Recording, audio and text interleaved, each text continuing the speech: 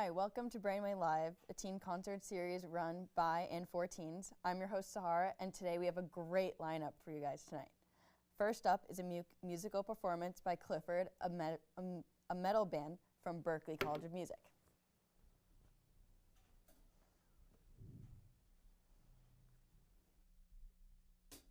Now they're coming home, euthanized. Now they're coming home, euthanized. Now they're coming home, euthanized. Never knew the road, you and I. Let alone the bad. So in bed, not knowing the realm, gonna gain. The line will run the gun, solid. The murder they again, again.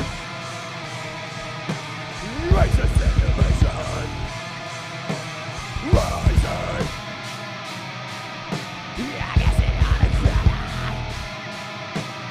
Lying, the pattern of the pattern. Oh, reality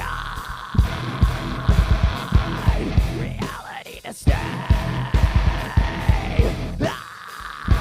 And throw it away.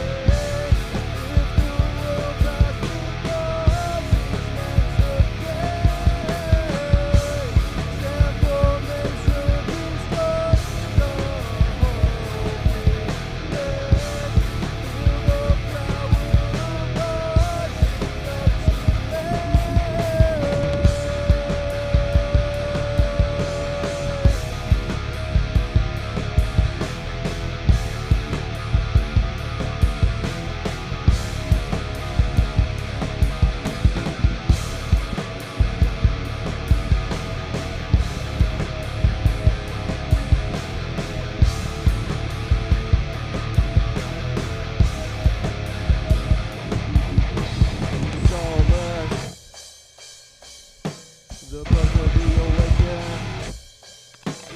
Forget. Erase simulation. Hey Thomas, how you doing? Rising.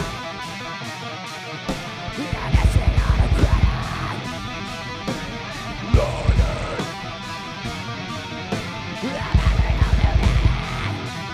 Now they're coming. Through the night. Never knew the road, you and I. Let alone the bad,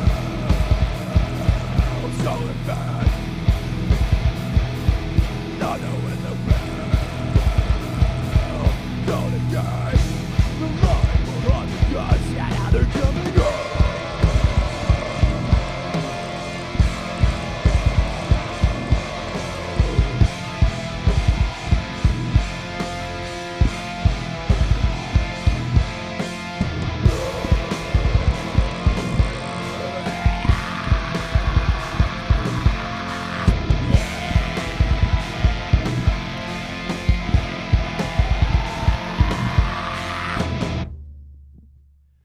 Brookline, how are we doing? We're a band from Boston, Massachusetts, from Berklee College of Music as well. We're called Clifford. We have 3 songs total. That was our first one. It's called Euthanize. We're working on it in the studio right now. It'll be out early 2022. We have a couple more songs for you today. We're really excited to share with you. And without further ado, this next song is called Grander.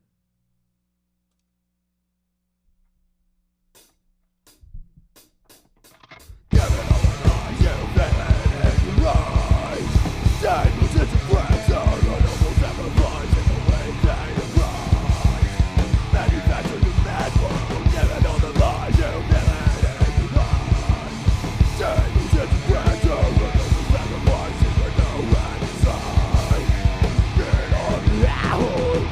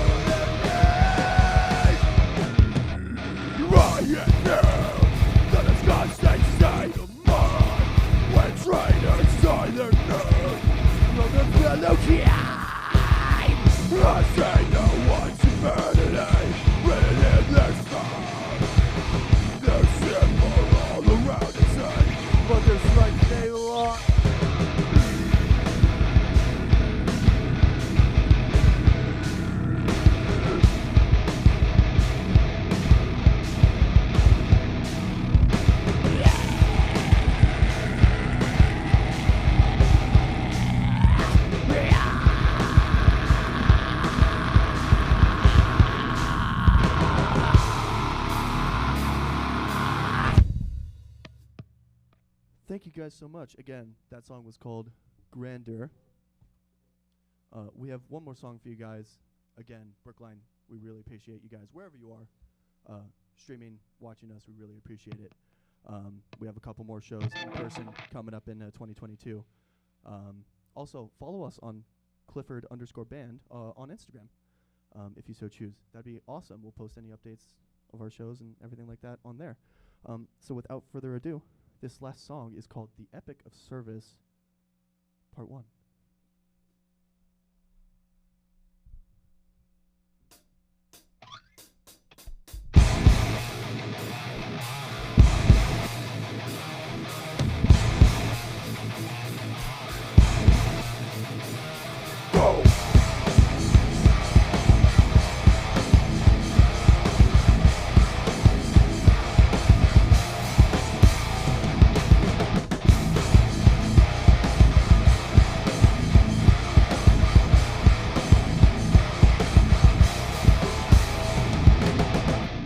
This is our last song. Wherever you are, I want to feel you. Let it go in the snow. I want you like that, but no. Else it's slow. I am still alive and loud. Not in hell. While we're in your new house. Deadly knows that they are all over the line. And now they're taking me away. I hear them say, ow! The souls are lit against the wishes of the winter sky. Replaces music, promises a new life.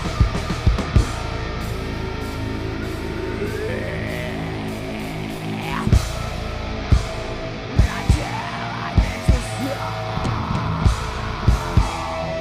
That was what's made us stop. Don't ever get it wrong. I never miss a line. I can't get to soul.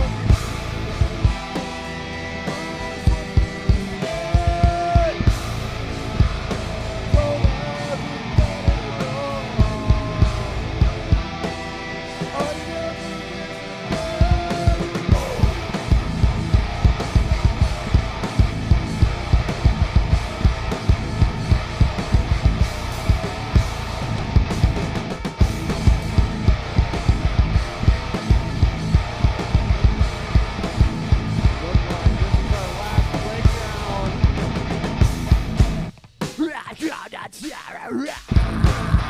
I never the future and the past alike will feel my pain. The lies we pulverize are gone forever, they'll never end up again. Stay away from me.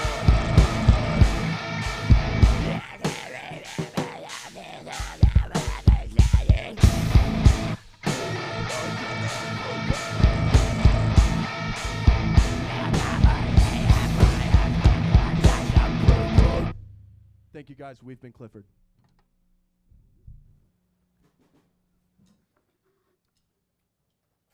Wow, that was incredible. Thank you. Thank you so much, Clifford. Whoa. And next, we're going to switch it up a little bit with intergenerational storytelling, which furthers education and media skill building for teens through a partnership with Steps to Success, the Brookline Senior Center, and is funded by grants from the Brookline Community Foundation and the Ramsey Mikulski Foundation. Thank you. Guy, French for guy, wild. And I'm 80 85 years old, and I'm going to tell you a little bit of a story about me. So I was born in France, raised in Strasbourg, and in 36, and the war started in 1940, and we were in the west of France, and when the Germans started invading France from Belgium, from the north, we were in the south. We crossed into Spain, then into Portugal, and took a Portuguese ship to go to New York. And we had an uncle in America, that's the expression, you always have an uncle in America, who sponsored us and enabled us to arrive as, we first arrived as tourists and then as immigrants. And I spent 8 years of my life from the age of 4 to 12 in New York City. So I learned English as my first language. We had moved. We first lived in an apartment that we were renting. We lived on 72nd Street and Manhattan, West Side, a block from Central Park. My first memories, I was like 5 or 6, is going for the playgrounds and so on at Central Park. Then we moved to the east side, right near the park, but from the east side. And there I went to a public school, which was a French school. So we studied in English and in French. And it was only half day. And the second half we'd go to play in the park with the school. So I lived in Manhattan till I was 12. And then we were able to get our grandmother, my grandmother, who was in the south of France, and then she came to New York. Then we had an aunt who actually fled to Cuba, and after about 3 years, she came to New York. And then my father, who was a businessman, his business went bad. He was competing with General Electric and Westinghouse, and they did something that is illegal nowadays. They drove him out of business. So I went back to France, and I did all my studies in France till the age of 20. The shock was when I was 12 to go to France. What I found is it was a shock, but on the good side, because in New York I lived in Manhattan, a block from the Puerto Rican section, and it was dangerous. You didn't dare go from 96th Street to 97th Street because there were gangs. So I was like 12 years old. I belonged to a gang to protect our neighborhood. So I arrived in France at the age of 12. And it's like I live again. People would shake hands when you meet. They were civilized compared to the stress of being in New York. I felt very American when I arrived in France. And I was like a hero among the French kids because they were watching all these Westerns. So the first question they asked me when they met me, do you know any cowboys? Guess what I answered? Of course. I answered what they wanted to hear. I was so popular when I came in that they voted me class president. When a kid was misbehaved, they would send the class president to take him to the superior person to put him in detention. And what I would do is there was no one in the corridor, I'd sneak him out and say, just go home. So they didn't go in detention. And I was 12 years old, I took that responsibility. And then went back to the United States. I was an American citizen to do graduate studies at UCLA in California. So I came back to the United States all alone, lived all alone, and worked because I was an American citizen, and also did my graduate studies in LA, which I loved. And this is where we met. While I want to share how it was when I came to the States, to America, in 1964. I was 21 years old. I wanted to come to be better in English. I was already pretty good. I went to England several times. I had gone to the States once for about 2 months. And I thought that I would become a multilingual secretary in Geneva, which is near my home where I grew up. In 1964, girls would either become teachers, nurses, or secretaries. So I didn't want to stay. So I found myself a job to be house mother in a dorm in a girls' school in Bethlehem, Pennsylvania. And my father, who was in the steel business, knew that Bethlehem, Pennsylvania would not be paradise. It was an industrial city. So he wanted to help me out. And we had distant relatives in Los Angeles. And the husband was a professor at Los Angeles City College. Mm-hmm. And they had 2 kids my age, 19 and 20. So he wrote to them if they would house me for a while. And they said, sure, we'd love to. I went to Paris by myself, and I asked for a green card because they recommended that I get a green card. I actually got my green card the next day. But I guess I was quite a desirable girl because 2 months before, no, maybe 2 years before, I got a letter from the Australian government. Oh. And other girls did too, not just me. If you want to come to Australia and be trained as a teacher, we will take care of all your expenses. We're still pioneer country. Mm-hmm. But I didn't want to go to Australia. No. I wanted to go to the United States. So flew to Los Angeles in September 1964. I had these distant relatives with whom I stayed. And the husband I couldn't stand. The wife, we became very good friends. The children were fine. And then I got myself a job in a bank. And there, what I had to do is process all the checks that were made in a big machine. And they had to balance at the end of the day. I was in trouble if they didn't. Would get very upset at me. Because when I make a 4, a French 4, it looks like an American 6. So he was very, very upset. And I got fired. I had another relative, an old lady, who lived in West LA. And after a week of me being in Los Angeles, she had a grandson, my age. She wanted to invite me for lunch. You know, you called it Sunday dinner. It was like at 2 p.m. on Sunday. She was 80 years old, and it was far. So she used to invite for lunch not only her grandson, but this fellow who was 29 years old. Mm-hmm. He was French and Jewish, like us. And so she asked him if he would pick me up, you know, go back to East LA, to West LA. Mm-hmm. So he picked me up. And then he said that if I was bored, I should call him. And nowadays, girls call guys. Mm-hmm. But at that time, they didn't. Mm-hmm. But I was 21, he was 29, you know, kind of, I called. And we have been married for 57 years. But what happened is that when I got fired from the bank, that's the day we got engaged.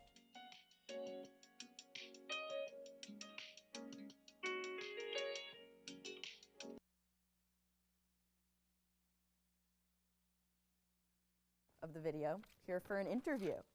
So hi, how are you? I'm good. Good. So I guess my first question is, what was the process in creating this spectacular project? So Brookline Interactive Group invited us to the Senior Center, and I got the chance to interview this French couple.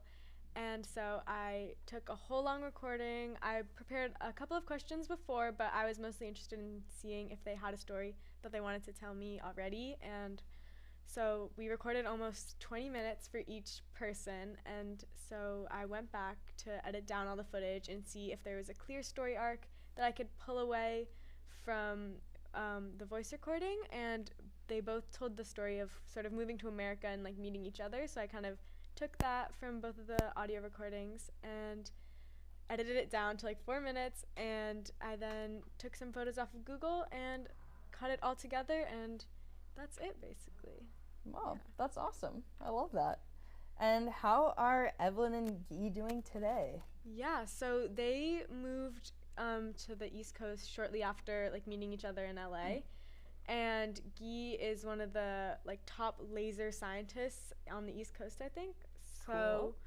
So yeah, he did that for a pretty long time, and they now have 3 daughters, I think, and they go skiing a lot. They talk to me about that, or at least they did when they were a little younger, and that's some of the things that they enjoy. Oh, that's awesome. That's incredible.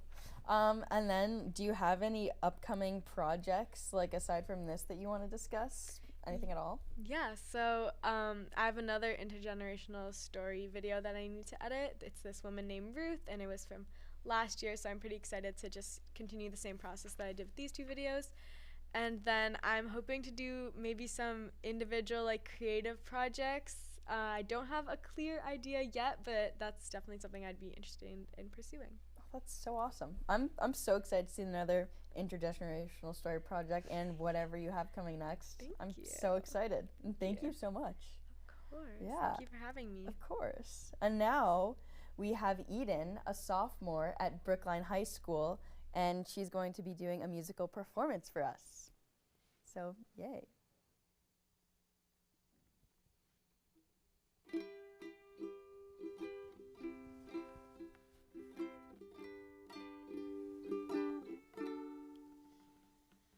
I just need to fly away.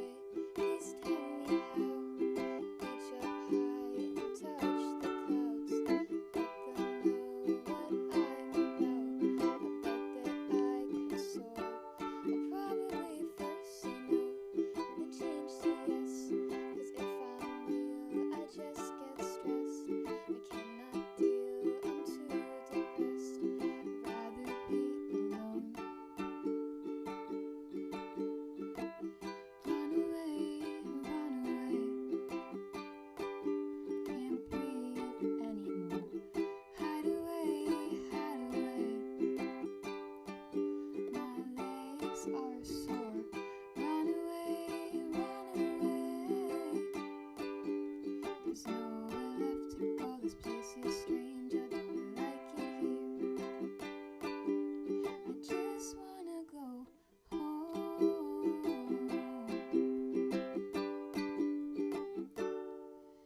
It's quiet now, there's no one here, and I am left alone. She's screaming loud right in my ear. I put on quite a show.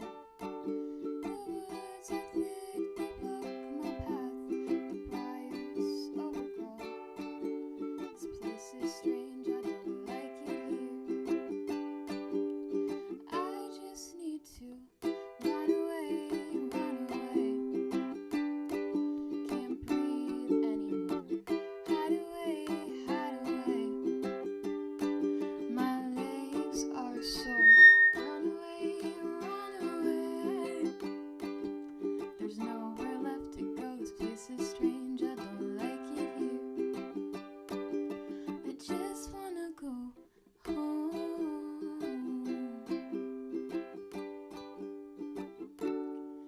You grab my hand right from the clouds and pull me 6 feet underground again.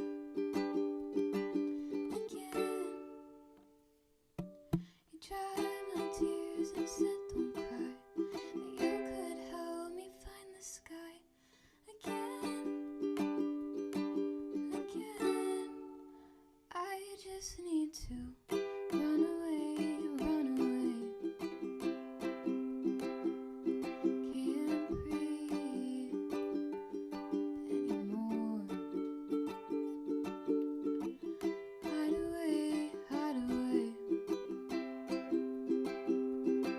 My legs are sore.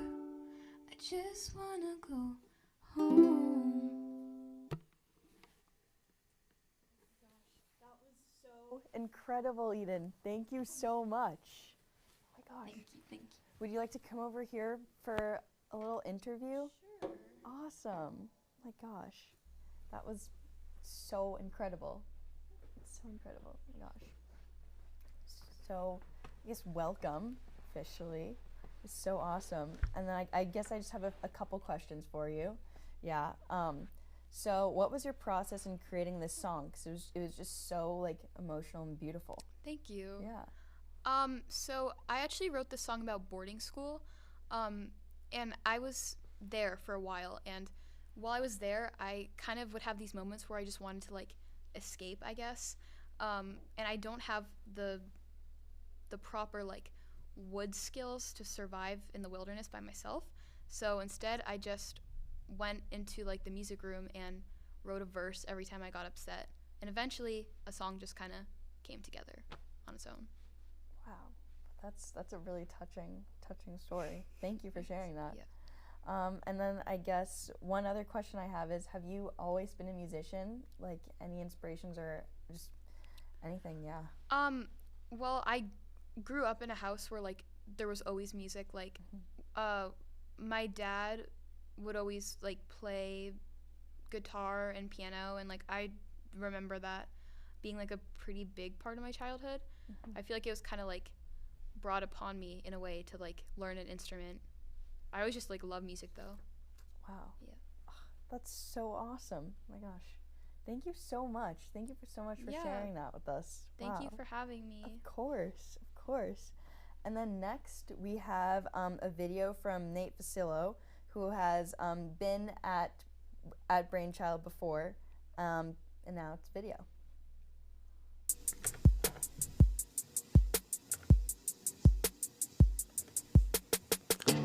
Busying ourselves with unhappy hands, 'cause we're afraid to look him in those bold eyes, that fatal glare, put anyone to sleep in a minute, like scissors sharp enough to cut rock. What a wild epiphany, no deafening holler from the heavens to realize my place. The solid mass of his shadow looming above, in contrast to the vivid green of the grass around it.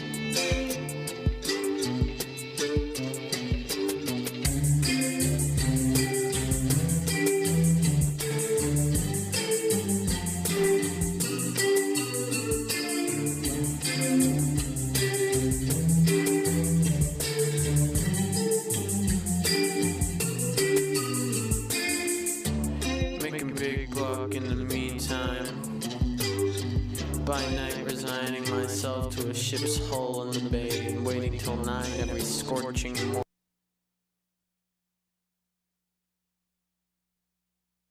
Video. And so this was the last Brainchild episode of the season, of the 2021 season, and now I would like to bring Rhys, the director of this show, for some words.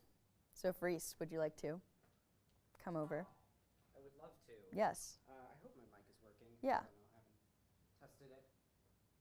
Hi, folks. I just wanted to say a few thank yous since it is the end of this first season.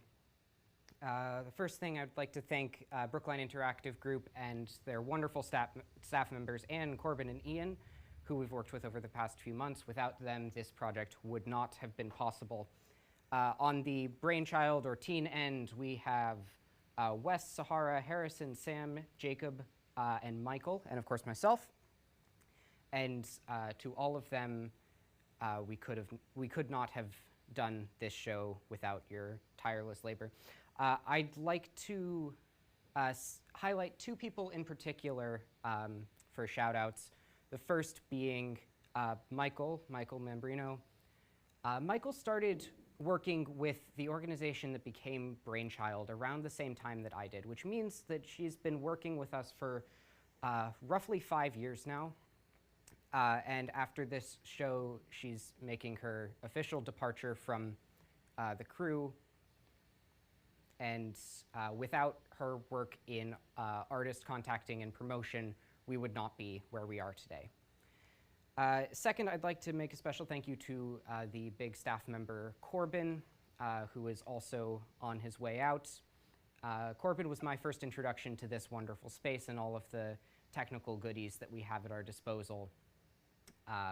And to him as well, I'd like to say thank you. And to both of you, good luck with any future opportunities. Yeah, and of course, thank you, the viewer, for watching and making this special opportunity possible for us. I think with that, all I have to say is go credits.